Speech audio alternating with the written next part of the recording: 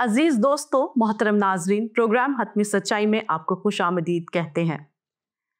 میں خداوند کی نہایت شکر گزار ہوں اس نئے دن کے لیے، نئے ہفتے کے لیے، نئے لمحے کے لیے خداوند کی نہایت شکر گزار ہوں جو اس نے ہماری زندگی میں بخشا تاکہ ہم ایک اور پروگرام کو آپ کے سامنے لے کر آنے والے ہو سکیں اور کلام کی ان سچائیوں کو سیکھنے والے ہو سکیں جو کہ ہمارے لیے خدا کا کلام جو میرے لیے روشنی ہے اور چراغ ہے، ہم آپ کے ساتھ بھی شیئر کرنے والے ہو سکے۔ مزید پروگرام کو آگے بڑھائیں گے اس سے پہلے ہم اپنے مہمان اسپیکر کو ویلکم کرتے ہیں۔ سر، آج کے شو میں ہم آپ کو ویلکم کرتے ہیں۔ شکریہ ناظرین، ظفر اقبال صاحب کی پوسٹ ہے جس کو آج اپنے پروگرام میں ہم شامل کریں گے، جس کا عنوان ہے تحریف بائبل۔ آج اس پر ہم گفتگو کریں گے۔ اس سے پہلے کہ میں آج کا پہلا سوال سر سے کروں، بائبل میں سے میں ایک حوالہ آپ کے سامنے پڑھنا چاہتی ہوں جو کہ لوکا کی کتاب، اس کا پہلا باب، اس کی 66 سے 80 آیت۔ اور سب سننے والوں نے ان کو دل میں سوچ کر کہا، تو یہ لڑکا کیسا ہونے والا ہے؟ کیونکہ خداوند کا ہاتھ اس پر تھا۔ اور اس کا باپ زکریہ روح القدس سے بھر گیا اور نبوت کی راہ سے کہنے لگا کہ خداوند اسرائیل کے خدا کی حمد ہو، کیونکہ اس نے اپنی امت پر توجہ کر کے اسے چھٹکارا دیا اور اپنے خادم داؤد کے گھرانے میں ہمارے لیے نجات کا سینگ نکالا، جیسا اس نے اپنے پاک نبیوں کی زبانی کہا تھا جو کہ دنیا کے شروع سے ہوتے آئے ہیں، یعنی ہم کو ہمارے دشمنوں سے اور سب کینہ رکھنے والوں کے ہاتھ سے نجات بخشی، تاکہ ہمارے باپ دادا پر رحم کرے اور اپنے پاک عہد کو یاد فرمائے، یعنی اس قسم کو جو اس نے ہمارے باپ ابراہیم سے کھائی تھی کہ وہ ہمیں یہ عنایت کرے گا کہ اپنے دشمنوں کے ہاتھ سے چھوٹ کر اس کے حضور پاکیزگی اور راست بازی سے عمر بھر بے خوف اس کی عبادت کریں۔ اور اے لڑکے، تو خدا تعالیٰ کا نبی کہلائے گا، کیونکہ تو خداوند کی راہیں تیار کرنے اور اس کے آگے آگے چلے گا، تاکہ اس کی امت کو نجات کا علم بخشے جو ان کو گناہوں کی معافی سے حاصل ہو۔ یہ ہمارے لیے خدا کی عین رحمت سے ہوگا، جس کے سبب سے عالم بالا کا آفتاب ہم پر طلوع کرے گا، تاکہ ان کو جو اندھیرے اور موت کے سایہ میں بیٹھے ہیں روشنی بخشے اور ہمارے قدموں کو سلامتی کی راہ پر ڈالے۔ اور وہ لڑکا بڑھتا اور روح میں قوت پاتا گیا اور اسرائیل پر ظاہر ہونے کے دن تک جنگلوں میں رہا۔ خداوند کے پاک کلام کے پڑھے اور سنے جانے پر خداوند کی برکت ہم چاہتے ہیں، آمین۔ سر، اس حوالے کا کانٹیکسٹ بتائیں اور پھر میں ظفر اقبال صاحب کے کچھ سوالات ہیں جو آپ سے کروں گی۔ شکریہ، آپ نے اچھا کیا کہ اس حوالے کو پڑھ دیا جس کو تنقید کا نشانہ ظفر صاحب نے بنایا جی، تو اچھا کیا تاکہ ناظرین کو بھی بات سمجھ آئے۔ Very good. تو بات یہ ہے کہ یہ پیسج نو ڈاؤٹ یوحنا استباغی کے متعلق ہے جی، لیکن جیسا کہ ان کو غلط فہمی ہے کہ اس میں کچھ نہ کچھ ایک آدھ فقرہ مسیح یسوع کے متعلق ڈال دیا گیا جو آؤٹ آف کانٹیکسٹ یا اچانک سے یکا یک ڈال دیا گیا، یہ ان کی غلط فہمی ہے۔ یہ فیلسی میں پہلے سے مبتلا ہوتے ہیں، تعصبی ذہن لے کر پڑھتے ہیں۔ صحیح۔ جو پورا پیسج آپ نے پڑھا، اگر آپ مجھ سے پوچھیں تو 70% یہ پیسج مسیح کے متعلق ہے اور 30% ہو سکتا ہے 30 سے بھی کم یوحنا استباغی کے بارے میں ہو۔ جی، آپ بائبل کے یا خدا کے منصوبے کو سمجھنے کی کوشش نہیں کرتے۔ آپ پوری بائبل پڑھ لیں، 66 کی 66 کتابیں جو ہے وہ کسی نہ کسی طریقے سے مسیح کے متعلق بول رہی ہوتی ہیں، یعنی پوری بائبل بھی اور بائبل کی ہر کتاب کرسٹو سینٹرک ہے، یہ بات آپ سمجھیں۔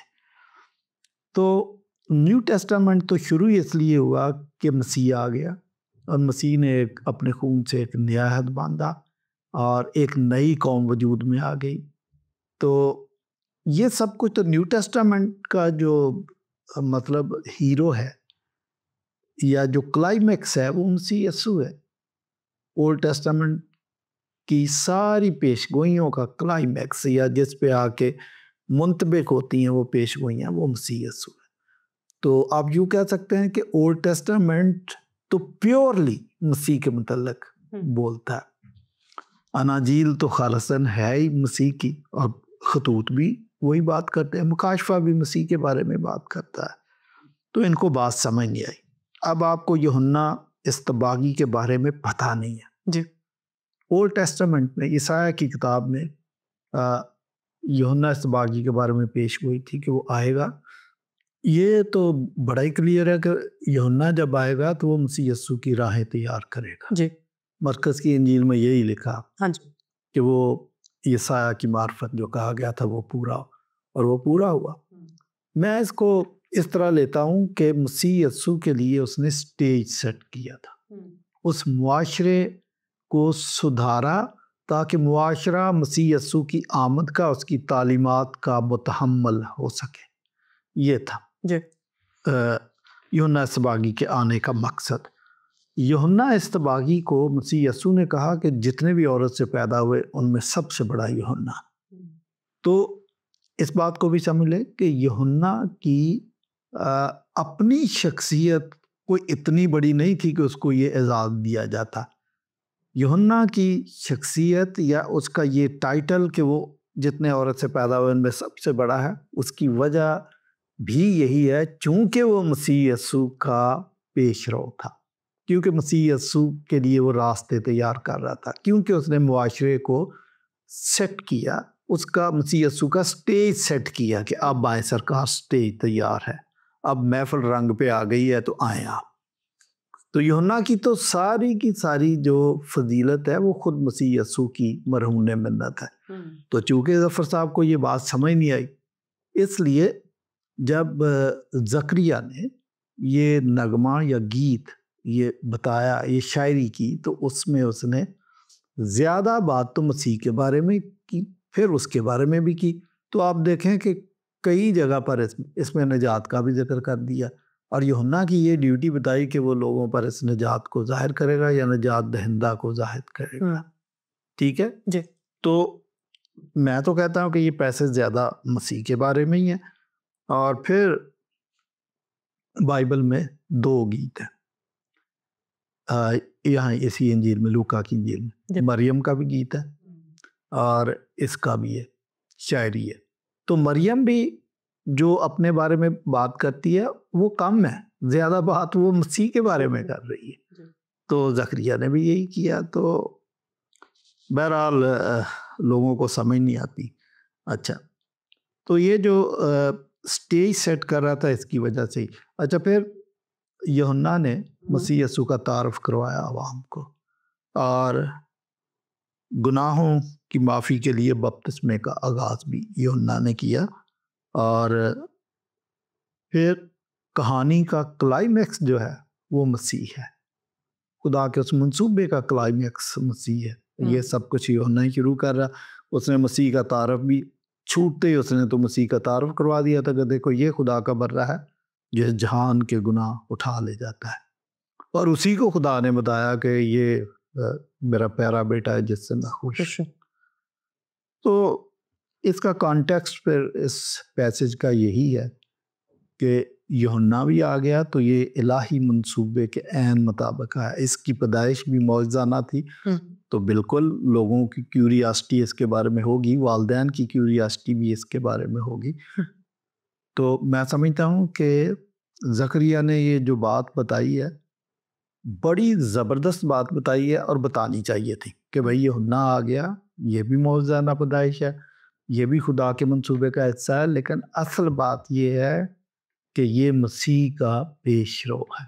یہ بات اس نے بتائی، یہی اس کا کانٹیکسٹ ہے۔ بہت شکریہ سر۔ اچھا سر، پوری عبارت اگر ہم پڑھیں تو یہی معلوم ہو رہا ہے کہ سب باتیں جو وہ یوحنا اصطباغی کے متعلق ہو رہی ہیں، اور زکریا لوگوں کے دلوں میں یوحنا اصطباغی کے متعلق ابھرنے والے سوالات کے جوابات الہی ہدایت سے دے رہے ہیں۔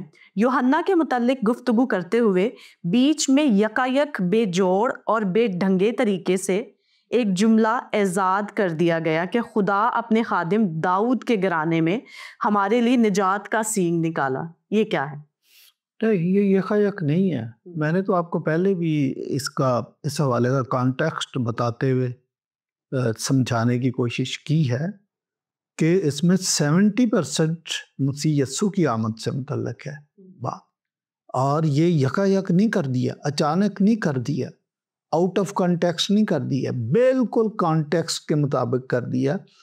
کہ بلکہ یوحنا کی اگر دیکھیں مسیح نہیں آ رہا, مسیح کہیں کہانی کے اندر نہیں ہے, تو یوحنا کا مجھے بتائیں کہ کیا رول ہے پھر تو جیسے عام انسان پیدا ہوتے ہیں, لاکھوں کروڑوں انسان پیدا ہوئے ہیں, تو یہ بھی پیدا ہو گیا. یہ کون سی کو نئی بات تھی؟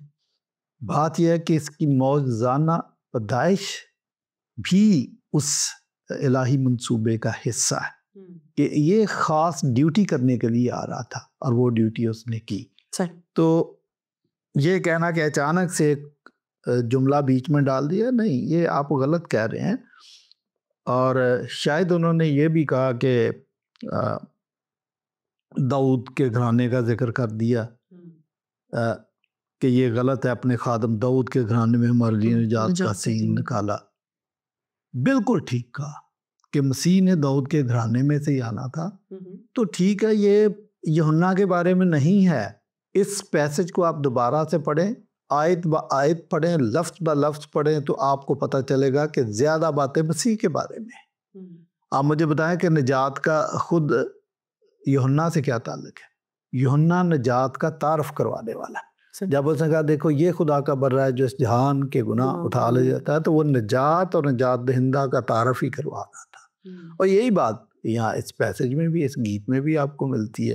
تو یہ کہنا جی کہ شاید ہاں یہ بھی کہنے کی کوشش کر رہے ہیں کہ یہاں تحریف کی گئی ہے, تو یہاں لاوی ہونا چاہیے تھا, داؤد لکھ دیا. نہیں, بالکل ٹھیک ہے, اور یہ الہام سے لکھا گیا سب کچھ, اس میں تحریف نہیں ہے, نہ کوئی تحریف کرنے کی جرت کر سکتا ہے. سمجھنے والوں پر ڈیوٹی عائد ہوتی ہے کہ وہ اس کو پڑھیں اور سمجھیں. یہ سایہ میں ایک جگہ لکھا ہے کہ بنی اسرائیل سارے کے سارے خدا سے اور خدا کے کلام سے اتنے دور چلے گئے کہ ان کو پڑھنے کے لیے کتاب دی گئی, تو انہوں نے کہا کہ ہم تو پڑھنا ہی نہیں جانتے.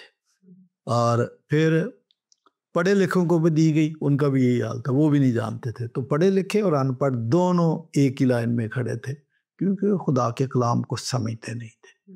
تو غیر قوم سے ہم کیا توقع کر سکتے؟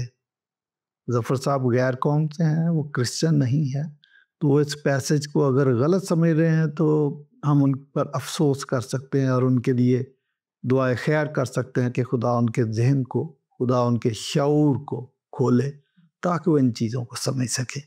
اچھا, پھر میں اب آپ کو بتاؤں, اب میں نے پہلے بھی کہا کہ بائبل کی ہر کتاب اور بائبل مکمل کتاب کے طور پر کرسٹو سینٹرک ہے. تو اگر میں کہوں کہ مریم کا گیت اور زکریا کا گیت بھی کرسٹو سینٹرک تھے تو غلط نہیں ہے. آپ بعد میں پڑھیے گا تفصیل سے, آپ کو پتہ چلے گا کہ گیت کرسٹو سینٹرک ہے. یوحنا کا اس کہانی کے اندر, اس الہی منصوبے کے اندر ایک مخصوص رول ہے. وہ چھوٹا رول نہیں ہے, وہ بھی بہت بڑا رول ہے. تو اس رول کا ذکر ہے. ادروائز کلائمیکس کی طرف جب ہم جا رہے ہیں یا بائبل جاتی ہے تو وہ مسیح ہے. ٹھیک ہے.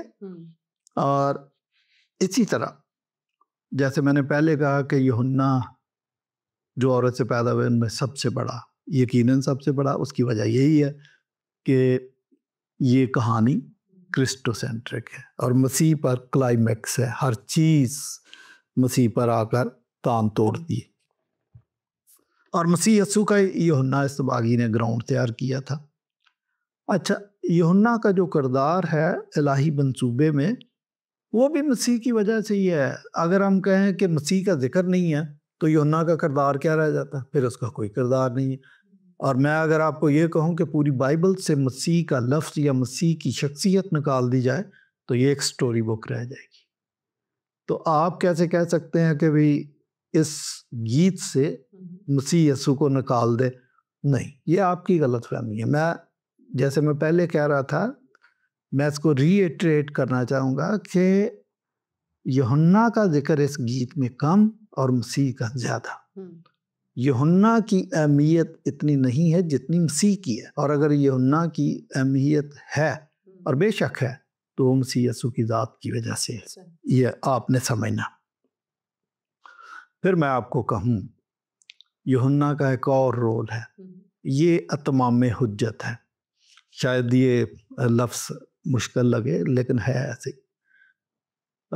بہت سارے انبیاء کرام آتے رہے، وہ سارے کے سارے انبیاء کرام مسیح یسوع کے منتظر بھی تھے اور مسیح یسوع کے متعلق بتا بھی رہے تھے۔ اب مسیح یسوع نے آنا تھا، اور اس سے آنے سے پہلے یہودیوں کو وارننگ کے طور پر سب کچھ بتانا یوحنا کا کام تھا، اور اس نے کر دیا۔ اس نے کہا دیکھو اب تو درختوں کی جڑوں پر کلہاڑا رکھا ہے، یہ نافرمان قوم تھی، یہ دل کی نامختون قوم تھی، انہوں نے خدا کی نافرمانیاں کی۔ تو یوحنا نے اینڈ میں کہا کہ بھئی خدا اگر چاہے، تم اس بات پر فخر کرتے ہو کہ ہم ابراہیم کی نسل سے، اور خدا اگر چاہے تو ان پتھروں سے ابراہیم کے لیے نسل پیدا کر سکتا ہے۔ اور پھر یہ کہا کہ اب تو درختوں کی جڑوں پر کلہاڑا رکھا ہے، جو درخت اچھا پھل نہیں لاتا وہ کاٹا اور آگ میں ڈالا جاتا ہے۔ اور جو مسیح یسوع نے پاکستان اس قوم سے لے کر دوسری قوم کے حوالے کیا، ان ساری باتوں سے پہلے دیکھیں اس سے بھی 400 سال پہلے ملاکی نے اس قوم کو کہا تھا کہ تم اپنے باپ دادا کے ایام سے ہی میرے آئین کے منحرف رہے ہو۔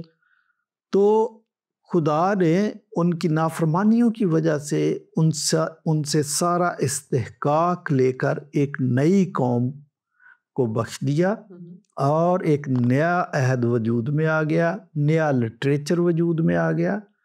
یہ سب کچھ کرنے سے پہلے اتمام حجت کے طور پر یوحنا کا کردار بہت امپارٹنٹ ہے، یہ یاد رکھیے۔ تو یہ آپ کہہ رہے ہیں کہ بھی مسیح کا ذکر کیوں آ گیا؟ مسیح کا ذکر تو ساتھ جڑا ہوا ہے بھائی، اس کو تو نکال دے تو پھر تو بات ہی نہیں بنتی۔ پھر اور دیکھیں یوحنا ہی وہ شخص تھا جس نے مسیح کی اہمیت کو اور زیادہ اجاگر کر دیا۔ اس نے کہا وہ مجھ سے بڑا ہے، وہ مجھ سے مقدم ٹھہرا، اور میں تو اس قابل بھی نہیں کہ جھک کر اس کی جوتیوں کا تسمہ کھول سکوں، میں اس لائق نہیں ہوں۔ وہ اتنی بڑی شخصیت ہے، اور اسی نے مسیح کو بپتسمہ بھی دیا، اور اسی نے مسیح کا برے کے طور پر، نجات دہندہ کے طور پر تعارف بھی کروایا۔ آپ نے اسی گیت کے اندر پڑھا کہ وہ نجات کا علم بخشے گا، تو وہ علم یہی تھا کہ نجات اور نجات دہندہ کا تعارف کروانے والا یوحنا استباغی ہے۔ پھر ہی مسیح کے پیچھے لوگ لگ گئے۔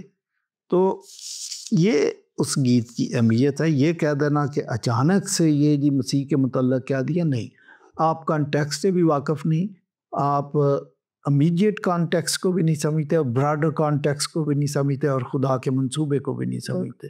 تو یہ تو میں نے کئی دفعہ ظفر اقبال صاحب کو بھی اور دیگر مسلمانوں کو بھی، مسلمان بھائیوں کو بھی یہ مشورہ دیا ہے کہ بائبل کو پورا پڑھنا چاہیے، تفصیل سے پڑھنا چاہیے، اور ترتیب سے پڑھنا چاہیے۔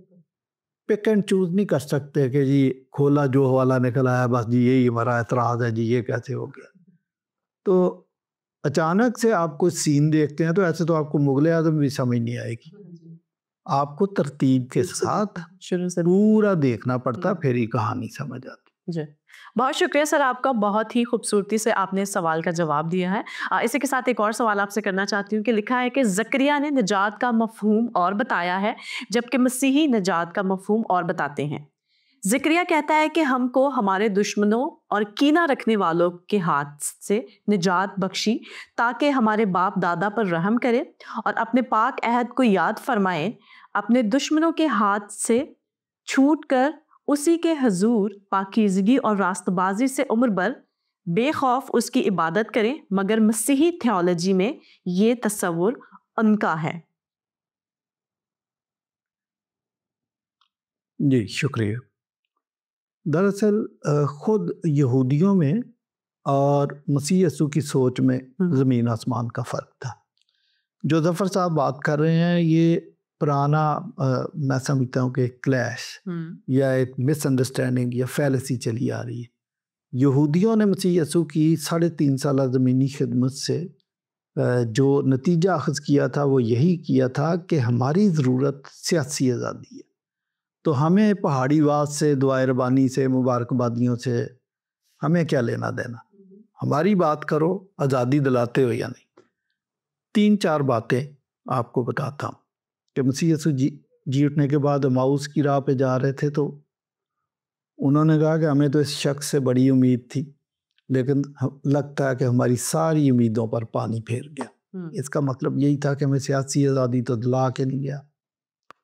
اور پھر مسیح یسوع جب ان سے باتیں کر رہے ہیں کہ جس طرح مجھے جاتے ہوئے دیکھ رہے ہو، ایک دفعہ میں پھر آؤں گا آمد ثانی کے بعد، تو یہ شاگرد ہیں جو یہ بات کہہ رہے ہیں کہ اچھا ٹھیک ہے، ابھی تو لگتا ہے کہ آپ جلدی میں تھے، 3.5 سال تھوڑا سا ٹائم ہوتا ہے، بڑے کام تھے نمٹانے والے، لیکن جب نیکسٹ ٹائم آئے گا تو ٹائم نکال کے آنا اور اس وقت ہماری بادشاہی قائم کر دینا۔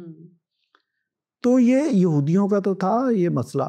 جب یسوع مسیح یروشلم کی طرف گئے، شاہانہ داخلہ ہے، تو ایک شخص آیا اچانک سے کہ سرکار میں جہاں بھی جائیں گے آپ کے ساتھ چاہتا۔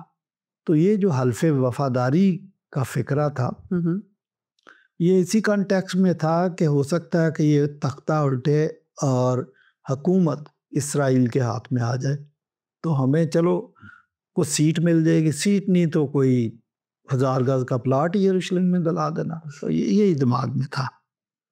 تو یہ ظفر صاحب وہی بات کر رہے ہیں۔ میں کتاب پڑھ رہا تھا کوثر نیازی کی آئینہ تثلیث۔ وہ کہتے ہیں لو جی مسیح یسوع تو اپنی حکومت ہی نہیں قائم کر سکا، یہودیوں کو سیاسی آزادی نہیں دلا سکا۔ تو مسلمانوں کے ذہن میں تو یہی بات ہے کہ بھائی حکومت ہونی چاہیے سب سے پہلے، یہودیوں کے ذہن میں بھی یہی بات تھی۔ تو مسیح یسوع نجات کا کانسیپٹ اجاگر کر رہے تھے ان کے سامنے، مسیح یسوع خدا کی بادشاہت کا کانسیپٹ ان کے سامنے اجاگر کرتے رہے، وہ یہی بتاتے تھے ان کو۔ اور انسان کی آزادی کے لیے، اس کی تہمات سے آزادی کے لیے، اس کی گناہوں سے آزادی کے لیے، اس کی گناہ کی پاداش میں جو سزائے موت کا حکم ہے اس سے آزادی کے لیے مسیح یسوع کام کر رہے تھے، گناہوں کی معافی کے لیے، انسانی نجات کے لیے یہ کام کر رہے۔ اب آ جائیں، ظفر صاحب کا اعتراض ہے کہ جی یہاں پر تو یہ لکھا، زکریا تو کہتا ہے کہ ہم کو ہمارے دشمنوں اور کینہ رکھنے والوں کے ہاتھ سے نجات بخشی، تاکہ ہمارے باپ دادا پر رحم کر اور اپنے پاک عہد کو یاد فرمائے۔ اچھا ہوا آپ نے یہ پیسج پورا پڑھ دیا۔ تو یہ جو پاک عہد ہے وہ یہ اس عہد کی طرف اشارہ ہے جو اگر یہ بھی لکھا ہے کہ ابراہیم سے جو قسم کھائی تھی، وہ عہد جو تھا وہ یہ تھا کہ میں تجھے برکت دوں گا، تیری نسل کو آسمان کے ستاروں کی مانند اور سمندر کے کنارے کی ریت کے ذروں کی مانند لا تعداد کر دوں گا۔ اور آگے یہ بھی لکھا تھا کہ تیری نسل دشمنوں کے پھاٹک کی مالک ہوگی، یہ لکھا تھا۔ اب اس کی تشریح آپ جہاں دشمن کا لفظ آ گیا، فوج کا لفظ آ گیا، تو مسلمانوں کے ذہن میں تو جنگ ہی آئے گا نا، کیونکہ ان جن کے جھنڈے پہ تلوار بنی ہوئی ہے وہ تو یہی سمجھے گا۔ یہ بات نہیں ہے۔ آپ دیکھیں اولڈ ٹیسٹامنٹ میں سینکڑوں دفعہ لکھا ہے کہ رب الافواج فرماتا ہے۔ رب الافواج کا مطلب ہے فوجوں کا رب یا فوجوں کا کمانڈر، یہ اسپرچل سینس میں ہے۔ اور دیکھیں نیو ٹیسٹامنٹ میں بھی لکھا کہ آپ کا مقابلہ شرارت کی ان روحانی فوجوں سے، ابلیسی طاقتوں سے ہے۔ اور اولڈ ٹیسٹامنٹ میں زبور 110 میں لکھا ہے کہ میں تمہیں فتح بخشوں گا اور وہ تو اپنے دشمنوں کو تیرے پاؤں کی چوکی بنا دوں گا۔ Again spiritual sense. یہاں پر 2 قسم کی بادشاہت دنیا میں ہے، kingdom of God and kingdom of Satan. تو مسیح یسوع نے تو کنگڈم آف گاڈ کا اجرا کیا تھا، وہ چرچ ہے، اور اس کے لیے اس نے یہ نہیں کہا کہ چرچ کی تعداد میں اضافہ آپ نے تلوار چلا کے کرنا، تلوار سے تو منع کر دیا تھا اس نے۔ تو یہ روحانی جنگ ہے ساری کی ساری۔ یہاں اگر دشمن کا لفظ آتا ہے، جنگ کا لفظ آتا ہے، ایون مسیح نے یہ کہا کہ بھئی اپنے کرتے بیچ کے تلواریں خرید لو، تو اس کا بھی مقصد یہ تھا کہ چیلنجز کے لیے اپنے آپ کو تیار کرو۔ سچ مچ اس کا یہ مطلب نہیں تھا کہ تلوار پکڑو۔ اگر ایسا ہوتا تو 12 شاگرد جہاں جہاں گئے ہمیں اس کے تاریخ سے ثبوت مل جاتے کہ وہ جنگ کرتے ہوئے مارے گئے، لیکن آپ تاریخ پڑھیں آپ کو پتہ چلے گا کہ منادی کرتے ہوئے مارے گئے، تلوار نہیں انہوں نے استعمال کی۔ دوسری بات کہ آپ کا یہ جو سوال ہے، آپ کے پہلے اعتراض کا مسئلہ اس نے حل کر دیا۔ آپ تو خود اس میں کہہ رہے ہیں کہ اس میں نجات کا ٹاپک آ گیا۔ پھر تو آپ جو کہہ رہے تھے کہ وہ صرف یوحنا استباغی کے بارے میں نجات اور نجات دہندہ سے کوئی تعلق ہی نہیں ہے، وہ فکرہ اچانک سے آ گیا تھا، تو آپ کا وہ اعتراض تو ٹائیں فش ہو گیا تھا۔ ٹھیک ہے جی، کیونکہ اس پیسج میں نجات کے بارے میں بھی لکھا ہوا، تو جہاں نجات کا لفظ آئے گا نجات دہندہ بھی آ گیا۔ یہ بات آپ سمجھیں۔ میں پڑھ دیتا ہوں، کیونکہ تو خداوند کی راہیں تیار کرنے کو اس کے آگے آگے چلے گا، یعنی مسیح یسوع کے آگے آگے چلے گا، تاکہ اس کی امت کو نجات کا علم بخشے جو ان کو گناہوں کی معافی سے حاصل ہو۔ تو آپ کا پہلا اعتراض بالکل دفن ہو گیا ادھر، ٹھیک ہے۔ تو اچھا، یہاں یہ بھی ہے کہ جو عہد ابراہیم سے باندھا تھا، جو ابراہیم سے قسم کھائی تھی، وہ عہد ابراہیمی، وہ میں نے پہلے بھی آپ کو بتا دیا کہ تیری نسل دشمنوں کے پھاٹک کی مال ہوگی، وغیرہ وغیرہ۔ اچھا آج بھی، اچھا اس وقت بھی اولڈ ٹیسٹامنٹ کے آپ دیکھیں کہ خدائی عہد کی مخالفت کرتے تھے، اس اسپیشل نیشن کی مخالفت کرتے تھے، آنے والے نجات دہندہ کی مخالفت کرتے تھے۔ اولڈ ٹیسٹامنٹ ہو یا نیو ٹیسٹامنٹ، جہاں پر بھی کوئی مشن کی، الہی مشن کی، کرسچن مشن کی مخالفت کرے گا، خدا اس کے خلاف کھڑا ہو جاتا۔ مسیح نے جو کوڑا اٹھایا تھا وہ ان کے خلاف اٹھایا تھا کہ وہ کرسچن مشن کی مخالفت تھی، وہ اس کی راہوں میں روڑے اٹکا رہے، اس وجہ سے مسیح نے کوڑا اٹھایا تھا۔ تو یہ سب کچھ ہے۔ تو آپ جو کہہ رہے ہیں نا کہ وہ دشمنوں اور کینہ رکھنے والوں کے ہاتھ سے نجات بخشی، وہ یہی اسپرچول معنوں میں ہی ہے۔ مجھے نہیں یاد پڑتا کہ کہیں پہ خدا نے ہمیں یہ حکم دیا ہو کہ آپ تلوار سے جنگ کرو اور پھر انجیل پھیلاؤ اور پھر نجات کا پیغام آپ کرو۔ بہت شکریہ سر آپ کا، بہت ہی خوبصورتی سے ان سوالات کے آپ نے جوابات دیے۔ خداوند آپ کو برکت دے اور مزید اسی طرح سے اپنے جلال کے لیے استعمال کرے۔ ناظرین، ہم آپ کے بھی شکر گزار ہیں۔ امید رکھتی ہوں کہ آج کے پورے پروگرام سے آپ نے برکت پائی ہے۔ خداوند آپ کو بھی اپنے جلال کے لیے استعمال کرے۔ جانے سے پہلے اگر آپ کے ذہن میں کوئی سوال ہے تو ضرور ہمیں پہنچائیے، ہم اس کو اپنے پروگرام میں شامل کریں گے۔ سچائی کو کھوجیں، سچائی کو جانیں، سچائی اگر سمجھ آ جائے تو اسے قبول کرنے کا حوصلہ پائیں۔ اجازت دیجیے، پھر آپ سے ملاقات ہوگی۔ دیکھتے رہیے پروگرام حتمی سچائی۔